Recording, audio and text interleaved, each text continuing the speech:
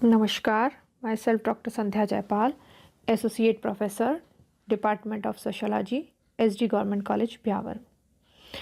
आज का हमारा टॉपिक है मानव शास्त्र। मानव शास्त्र क्या है, इसकी अर्थ क्या है, इसकी परिभाषा क्या है, इसके बारे में किन किन समाजशास्त्रियों ने अपने विचार प्रस्तुत किए, आज हम इसके बारे में जानने का प्रयास करेंगे। तो हम शुरू करते हैं मानव शास्त्र से।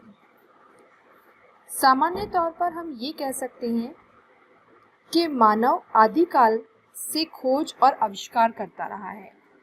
प्रारंभ में इसने अपनी प्राथमिक आवश्यकताओं, भोजन, वस्त्र और आवास की सुविधाओं के लिए प्रयास किए हैं। जैसे जैसे उसको सफलताएं मिली, वैसे वैसे उसने अपने चारों ओर देखा और उसका अवलोकन किया। एक समय ऐसा आया कि उसका ध्यान स्वयं पर गया और वह अन्य प्राणियों से भिन्न क्यों है। मानव रूपी वैज्ञानिकों ने स्वयं को अध्ययन की वस्तु के रूप में मानकर उसके अनेक पहलुओं का अध्ययन करना प्रारंभ कर दिया। मानव के विभिन्न शारीरिक और सांस्कृतिक पक्षों का अध्ययन करने के लिए वैज्ञानिक एक विशिष्ट विज्ञान की आवश्यकता महसूस करने लगे। मानव स्वयं और उसके कार्यों से संबंधित अध्ययन करने वाले आज के विज्ञान मानव शास्त्र विषय का इतिहास अरस्तु के समय से है। हम यह कह सकते हैं कि सर्वप्रथम अरस्तु ने मानव शास्त्री शब्द का प्रयोग उस व्यक्ति के लिए किया था जो स्वयं से संबंध में बातचीत करता है, जो स्वयं के बारे में बातचीत करता है। जर्मन आदर्शवादी कॉन्ट ने 1779 में एंथ्रोपोलॉजी शीर्षक की एक पुस्तक लिखी, जिसमें उन्होंने मानव की जैविक उत्पत्ति का वर्णन किया। आज मानव शास्त्र एक विशिष्ट विषय विज्ञान के रूप में विकसित हो गया है। इस मानव शास्त्र की अर्थ और परिभाषा के बारे में जब हम बात करते हैं तो सबसे पहले मानव शास्त्र को समझने के लिए इसका शाब्दिक अर्थ जानना अत्यंत आवश्यक है। कई ऐसे समाजशास्त्री हैं जिन्होंने इनकी परिभाषा दी है, लेकिन जब हम वास्तव में इसके शाब्दिक अर्थ को समझ पाएंगे तभी इन परिभाषाओं को समझ पाएंगे।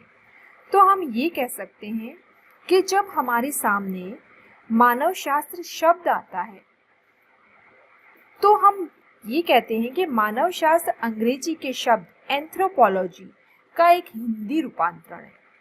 यह दो शब्दों से मिलकर बना है। पहला शब्द ग्रीक भाषा का एंथ्रोपो है और दूसरा शब्द ग्रीक भाषा का लोजिया है। एंथ्रोपो का अर्थ मानव से है और लोजिया शब्द का अर्थ शास्त्र से है। इस प्रकार मानव शास्त्र का शाब्दिक अर्थ हुआ मानव का शास्त्र या मानव का विज्ञान, अर्थात वह विज्ञान जो संपूर्ण मानव का अध्ययन करता है या मानव का संपूर्ण अध्ययन करता है, वह मानव शास्त्र कहलाता है।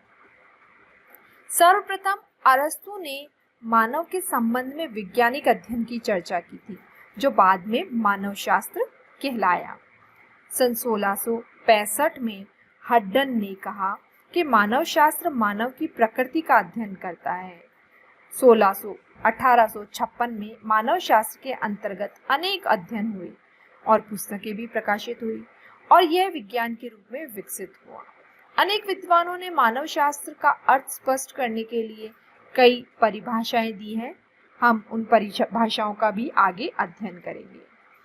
कुछ वैज्ञानिक जो कि इनकी परिभाषाओं के बारे में बताते हैं, उनके बारे में हम बात करते हैं। अर्थात मानव शास्त्र का अर्थ एवं परिभाषा, इनकी जब बात की जाती है तो हम बात कर सकते हैं क्रोबर के बारे में। क्रोबर ने मानव शास्त्र की परिभाषा देते हुए इसके शाब्दिक अर्थ को स्पष्ट किया। क्रोबर ने बताया कि मानव शास्त्र मानव का विज्ञान है। इसी प्रकार एक और समाजशास्त्री थे हर्स्कोविस्ट। हर्स्कोविस्ट के अनुसार मानव शास्त्र मानव और उसके कार्यों का अध्ययन है। ऐसे ही प्रमुख समाजशास्त्री हाबल ने भी इसे थोड़ा विस्तार से परिभाषित करने का प्रयास किया है। इन्होंने बताया मानव शास्त्र मानव और उसके समस्त कार्यों का अध्ययन है। साथ ही उन्होंने ये भी बताया कि ये मानव की प्रजातियों और प्रथाओं का अध्ययन भी है। इस प्रकार इन्होंने मानव शास्त्र को परिभाषित किया। क्रोबर ने यह भी बताया कि मानव शास्त्र मनुष्यों के समूहों और उनके व्यवहार और उत्पादन का शास्त्र है। एक और प्रमुख समाजशास्त्री थे मजूमदार और मदान। मजूमदार और मदान ने मानव के उद्भव एवं विकास का शारीरिक, सांस्कृतिक और सामाजिक दृष्टिकोण से अध्ययन किया। इन्होंने बताया मानव शास्त्र मानव के उद्भव और विकास का शारीरिक, सांस्कृतिक और सामाजिक दृष्टिकोण से अध्ययन करता है। इसी प्रकार बोआस के अनुसार मानव शास्त्र मानव का एक सामाजिक प्राणी के रूप में अध्ययन करता है। और भी बहुत सारे समाजशास्त्री थे जिनमें हम एस.सी. दुबे की बात करते हैं। एस.सी. दुबे के अनुसार सामान्य रूप से मानव शास्त्र को हम मानव और उसके कार्यों का अध्ययन कह सकते हैं। इन्होंने बताया मनुष्य जाति के जन्म से लेकर वर्तमान काल तक मानव के शारीरिक, मानसिक, सामाजिक तथा सांस्कृतिक विकास एवं व्यवहार के विभिन्न पक्ष इस विज्ञान के अध्ययन के क्षेत्र में आते हैं। मानव समूहों की शरीर रचना तथा संस्कृति की समानताओं और विभिन्नताओं का अध्ययन भी मानव शास्त्र का विशेष उद्देश्य है।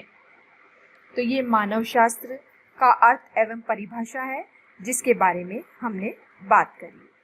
धन्यवाद।